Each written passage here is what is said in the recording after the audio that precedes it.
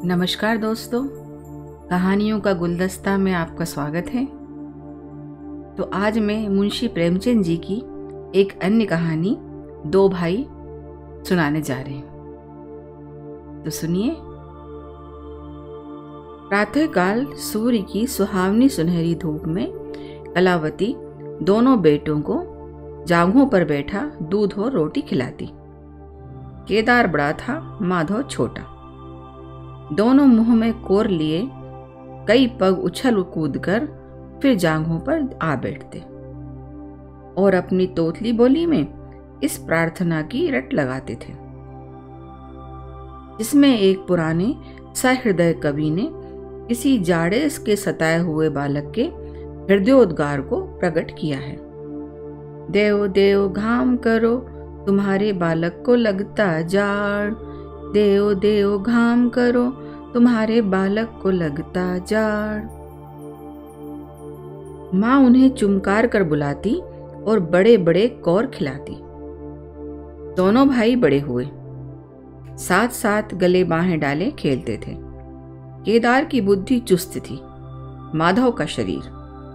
दोनों में इतना स्नेह था कि साथ साथ पाठशाला जाते, साथ साथ खाते और साथ ही साथ रहते थे।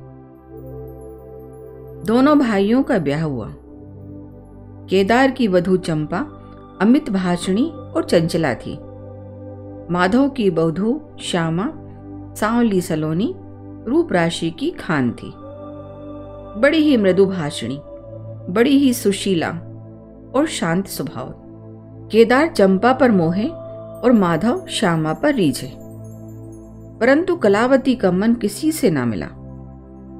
वह दोनों से प्रसन्न और दोनों से अप्रसन्न थी। उसकी शिक्षा दीक्षा का बहुत अंश इस व्यर्थ के प्रयत्न में व्यय होता था कि चंपा अपनी कार्यकुशलता का एक भाग श्यामा के शांत स्वभाव से बदल ले। दोनों भाई संतानवान हुए। हरा भरा वृक्ष खूब फैला और फलों से लद गया। कुत्सित वृक्ष में केवल एक फल दृष्टिगोचर हुआ, वह भी कुछ पीला सा मुरझाया हुआ, किंतु दोनों अप्रसन्न थे। माधव को धन संपत्ति की लालसा थी और केदार को संतान की अभिलाषा। भाग्य की इस कूटनीति ने शनैः शनैः द्वेष का रूप धारण किया, जो स्वाभाविक था। श्यामा अपने लड़कों को संवारने सुधारने में लगी रहती, उसे सिर उठाने की फुर्सत नहीं मिलती थी। बेचारी चंपा चूल्हे में जलना और चक्की में पिसना पड़ता। यह अनीति कभी कभी कटु शब्दों में निकल जाती। श्यामा सुनती, उड़ती और चुपचाप सह लेती, परंतु उसकी यह सहनशीलता चंपा के क्रोध को शांत करने के बदले और बढ़ाती। यहां तक कि प्याला लबालब भर गया। हिरण भागने की राह ना पाकर शिकारी की तरफ लपका। चंपा और श्यामा समकोण बनाने वाली रेखाओं की भांति अलग हो गईं। उस दिन एक ही घर में दो चूल्हे जले, परंतु भाइयों ने दाने की सूरत न देखी और कलावती सारे दिन रोती रही। कई वर्ष बीत गए। दोनों भाई जो किसी समय एक ही पालथी पर बैठते थे, एक ही थाली में खाते थे और एक ही छाती से दूध पीते थे, उन्हें अब एक घर में, एक गांव में रहना कठिन हो गया। परंतु कुल की साख में बट्टा ना लगे, इसलिए ईर्ष्या और द्वेष की धधकी हुई आग को राख के नीचे दबाने की व्यर्थ चेष्टा की जाती थी। उन लोगों में अब भ्राट सहने ना था, केवल भाई के नाम की लाज थी। माँ भी जीवित थी, परंतु दोनों बेटों का वैमनस्य देखकर आंसू बहाया करती। हृदय में प्रेम था, पर नेत्रों में अभिमान ना था। कुसुम वही था, परंतु वह छटा ना थी। दोनों भाई जब लड़के थे, तब एक को रोते देख दूसरा भी रोने लगता था। तब वह नादान, बेसमझ और भोले थे। आज एक को रोते हुए देख दूसरा हंसता और तालियां बजाता। अब वह समझदार और बुद्धिमान हो गए हैं। जब उन्हें अपने पराये की पहचान ना थी, उस समय यदि कोई छेड़ने के लिए एक को साथ ले जाने की धमकी देता तो दूसरा जमीन पर लौट जाता और उस आदमी का कुर्ता पकड़ लेता। अब यदि एक भाई की मृत्यु भी धमकाती तो दूसरे के नेत्रों में आंसू ना आते। अब उन्हें अपने पराये की पहचान हो गई थी। बेचारे माधव की दशा शोचनीय थी। खर्च अधिक था और आमदनी कम। उस पर कुल मर्यादा का निर्वाह। हृदय चाहे रोए पर होंठ हंसते रहें, हृदय चाहे मलिन हो पर कपड़े मैले ना हों। 4 पुत्र थे, 4 पुत्रियां और आवश्यक वस्तुएं मोतियों के मोल। कुछ पाइयों की जमींदारी कहां तक संभालती। लड़कों का ब्याह अपने बश की बात थी, पर लड़कियों का विवाह कैसे टल सकता था। 2 पाई जमीन पहली कन्या के विवाह में भेंट हो गई। उस पर भी बाराती बिना भात खाए आंगन से उठ गए। शेष दूसरी कन्या के विवाह में निकल गई। साल भर बाद तीसरी कन्या का विवाह हुआ। पेड़ पत्ते भी ना बचे। हाँ, अब की डाल भरपूर थी, परंतु दरिद्रता और धरोहर में वही संबंध है जो मांस और कुत्ते में। इस कन्या का अभी गोना न हुआ कि माधव पर 2 साल के बकाया लगान का वारंट आ पहुंचा। कन्या के गहने गिरों रखे गए, गला छूटा। चंपा इसी समय की ताक में थी। तुरंत नए नातेदारों को सूचना दी, तुम लोग बेसुध बैठे हो, यहां गहनों का सफाया हुआ जाता है। दूसरे दिन एक नाई और 2 ब्राह्मण माधव के दरवाजे पर आकर बैठ गए। बेचारे के गले में फांसी पड़ गई। रुपये कहां से आवे, न जमीन, न जायदाद, न बाग, न बगीचा। रहा विश्वास, वह कभी का उठ चुका था। अब यदि कोई संपत्ति थी तो केवल वही 2 कोठरियां जिसमें उसने अपनी सारी आयु बिताई थी, और उनका कोई ग्राहक ना था। विलंब से नाक कटी जाती थी। विवश होकर केदार के पास आया और आंखों में आंसू भरे बोला, भैया, इस समय मैं बड़े संकट में हूं, मेरी सहायता करो। केदार ने उत्तर दिया, मत दो, आजकल मैं भी तंग हो रहा हूं, तुमसे सच कहता हूं। चंपा अधिकार पूर्ण स्वर से बोली, अरे तो क्या इनके लिए तंग हो रहे हैं? अलग भोजन करने से क्या इज्जत अलग हो जाएगी? केदार ने स्त्री की ओर कन्हियों से ताक कर कहा, नहीं नहीं, मेरा यह प्रयोजन नहीं था। हां, तंग है तो क्या, कोई ना कोई प्रबंध किया ही जाएगा। चंपा ने माधव से पूछा, 5-20 से कुछ ऊपर ही पर गहने रखे हैं ना? माधव ने उत्तर दिया, हाँ, ब्याज सहित कोई 125 रुपये होते हैं। केदार रामायण पढ़ रहे थे, फिर पढ़ने में लग गए। चंपा ने तत्व की बातचीत शुरू की। रुपया बहुत है, हमारे पास होता तो कोई बात ना थी, परंतु हमें भी दूसरों से दिलाना पड़ेगा, और महाजन कुछ लिखाए पढ़ाए रुपये नहीं देता। माधव ने सोचा, यदि मेरे पास कुछ लिखाने पढ़ाने को होता तो क्या और महाजन मर गए थे? तुम्हारे दरवाजे आता क्यों? बोला, लिखने पढ़ने को मेरे पास है ही क्या, जो कुछ जगह जायदाद है वह यही घर है। केदार और चंपा ने एक दूसरे को मर्मभेदी नयनों से देखा और मन ही मन कहा, क्या सचमुच जीवन की प्यारी अभिलाषाएं पूरी होंगी? परंतु हृदय की यह उमंग मुंह तक आते आते गंभीर रूप धारण कर गई। चंपा बड़ी गंभीरता से बोली, घर पर तो कोई महाजन कदाचित ही रुपया दे, शहर हो तो कुछ किराया ही आवे, पर गवई में तो कोई सेंत में रहने वाला भी नहीं, फिर साझे की चीज ठहरी। केदार डरे कि कहीं चंपा की कठोरता से खेल बिगड़ ना जाए। बोले, एक महाजन से मेरी जान पहचान है, वह कदाचित कहने सुनने में आ जाए। चंपा ने गर्दन हिलाकर इस युक्ति की सराहना की और बोली, पर 2-4-20 से अधिक मिलना कठिन है। केदार ने जान पर खेलकर कहा, अरे बहुत दबाने पर 4-20 हो जाएंगे और क्या। अब की चंपा ने तीव्र दृष्टि से केदार को देखा और अनमनी सी होकर बोली, महाजन ऐसे अंधे नहीं होते। माधव अपने भाई भावज के इस गुप्त रहस्य को कुछ कुछ समझता था। वह चकित था कि उन्हें इतनी बुद्धि कहां से मिल गई। बोला, और रुपये कहां से आवेंगे? चंपा चिढ़कर बोली, और रुपयों के लिए और फिक्र करो। 125 रुपये इन कोठरियों के इस जन्म में कोई न देगा। 4-20 चाहो तो एक महाजन से दिला दूं, लिखा पढ़ी कर लो। माधव उन रहस्यमय बातों से सशंक हो गया। उसे भय हुआ कि ये लोग मेरे साथ कोई गहरी चाल चल रहे हैं। दृढ़ता के साथ अड़कर बोला, और कौन सी फिक्र करूं? गहने होते तो कहता लाओ रख दूं। यहां तो कच्चा सूद भी नहीं है। जब बदनाम हुए तो क्या 10 के लिए क्या 50 के लिए, दोनों एक ही बात है।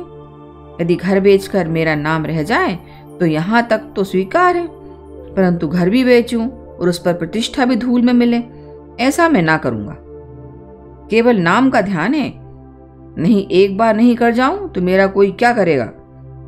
और सच पूछो तो मुझे अपने नाम की कोई चिंता नहीं है।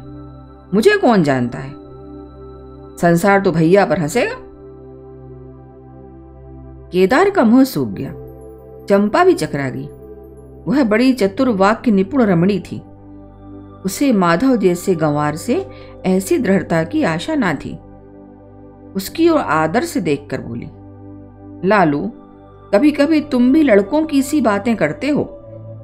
भला इस झोपड़ी पर कौन 100 रुपये निकाल कर देगा? तुम 125 के बदले 100 ही दिलाओ, मैं आज ही अपना हिस्सा बेचती हूं। उतना ही मेरा भी तो है। घर पर तो तुम्हें वही 4-20 मिलेंगे। हाँ, और रुपयों का प्रबंध हम आप कर देंगे। इज्जत हमारी तुम्हारी एक ही है, वह ना जाने पाएगी। वह रुपया अलग खाते में चढ़ा लिया जाएगा। माधव की इच्छाएं पूरी हुई। उसने मैदान मार लिया। सोचने लगा, मुझे तो रुपयों से काम है, चाहे एक नहीं 10 खाते में चढ़ा लो। रहा मकान, वह जीते जी नहीं छोड़ने का। प्रसन्न होकर चला। उसके जाने के बाद केदार और चंपा ने कपट भेष त्याग दिया और बड़ी देर तक एक दूसरे को इस कड़े सौदे का दोषी सिद्ध करने की चेष्टा करते रहे। अंत में मन को इस तरह संतोष दिया कि भोजन बहुत मधुर नहीं, किंतु भर कठोर तो है। घर, हाँ, देखेंगे कि श्यामा रानी इस घर में कैसे राज करती हैं। केदार के दरवाजे पर 2 बैल खड़े हैं। इसमें कितनी संग शक्ति, कितनी मित्रता और कितना प्रेम है। दोनों एक ही जुए में चलते हैं, बस इनमें इतना ही नाता है। किंतु अभी कुछ दिन हुए जब इनमें से एक चंपा के मैके मगनी गया था तो दूसरे ने 3 दिन तक नाद में मुंह नहीं डाला। परंतु शोक, एक गोद में खेले भाई, एक छाती से दूध पीने वाले आज इतने बेगाने हो रहे हैं कि एक घर में रहना भी नहीं चाहते। प्रातःकाल था।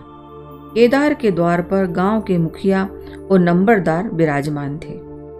मुंशी दाता दयाल अभिमान से चारपाई पर बैठे रेहन का मसविदा तैयार करने में लगे थे। बार बार कलम बनाते और बार बार खत रखते, पर खत की शान ना सुधरती थी। केदार का मुखार बिंद विकसित था और चंपा फूली नहीं समाती थी। माधव कुम्हलाया और म्लान था। मुखिया ने कहा, भाई ऐसा हित, ना भाई ऐसा शत्रु। केदार ने छोटे भाई की लाज रख ली। नंबरदार ने अनुमोदन किया, भाई हो तो ऐसा हो। मुख्तार ने कहा, भाई सपूतों का यही काम है। दाता दयाल ने पूछा, रेहन लिखने वाले का नाम? बड़े भाई बोले, माधव वल्द शिवदत्त। और लिखाने वाले का? केदार वल्द शिवदत्त। माधव ने बड़े भाई की ओर चकित होकर देखा। आंखें डबडबा आईं। केदार उसकी ओर देख न सका। नंबरदार, मुखिया और मुख्तार भी विस्मित हुए। क्या केदार खुद ही रुपया दे रहा है? बातचीत तो किसी साहूकार की थी। जब घर में ही रुपया मौजूद है तो इस रेहन नामे की आवश्यकता ही क्या थी? भाई भाई में इतना अविश्वास! अरे राम राम, क्या माधव 80 रुपए का भी महंगा है? और यदि दबा ही बैठता तो क्या रुपये पानी में चले जाते? सभी की आंखें सैन द्वारा परस्पर बातें करने लगीं, मानो आश्चर्य की अथाह नगरी में नौकाएं डगमगाने लगीं। श्यामा दरवाजे की चौखट पर खड़ी थी। वह सदा केदार की प्रतिष्ठा करती थी, परंतु आज केवल लोकरीति ने उसे अपने जेठ को आड़े हाथों लेने से रोका। बूढ़ी अम्मा ने सुना तो सूखी नदी उमड़ आई। उसने एक बार आकाश की ओर देखा और माथा ठोक लिया। अब उसे उस दिन का स्मरण हुआ जब ऐसा ही सुहावना सुनहरा प्रभात था और दो प्यारे प्यारे बच्चे उसकी गोद में बैठे हुए उछल कूद कर दूध रोटी खाते थे।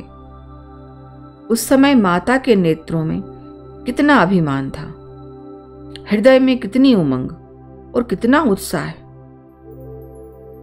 परंतु आज नयनों में लज्जा है और हृदय में शोक संताप। उसने पृथ्वी की ओर देखकर कातर स्वर में कहा, हे नारायण, क्या ऐसे पुत्रों को मेरी ही कोख से जन्म लेना था? तो श्रोताओं, आज मैं अपनी कहानी के अंत में मेरी सासू माँ श्रीमती नरगिस जाफरी की लिखी हुई एक कविता, जो उन्होंने स्वर सम्राज्ञी लता दीदी को श्रद्धांजलि देते हुए लिखी है, वो सुनाने जा रही हूँ। तो सुनिए। मोतियों को रोले तो, रोलना मतलब फैलाना, सहलाना। ऐसे मोतियों को रोले तो जैसे गजल बन गई है, लता की तरन्नुम से कली कली खिल गई है। मोतियों को रोले तो जैसे गजल बन गई है, लता की तरन्नुम से कली कली खिल गई है। लता की मधुरवाणी गीत का श्रृंगार किए, लता की मधुरवाणी गीत का श्रृंगार किए, हर सदी के कानों में शहद बन उतर गई है। आज वो अमरवाणी तितलियों से पर लेकर, आज वो अमरवाणी तितलियों से पर लेकर आसमां में उड़ गई है, रागिनी के पर्दों की ओट में सिमट गई है। लता तुम्हें भारत क्या सारा जहां याद रखे, लता तुम्हें भारत क्या सारा जहां याद रखे, विश्व की सब रागनियां तुमसे ही महक गई है। मोतियों को रोले तो जैसे गजल बन गई है। तो श्रोताओं, यदि आपको पसंद आई हो आज की कहानी और ये कविता, तो आप चैनल को सब्सक्राइब करिए, शेयर करिए, लाइक करिए। धन्यवाद।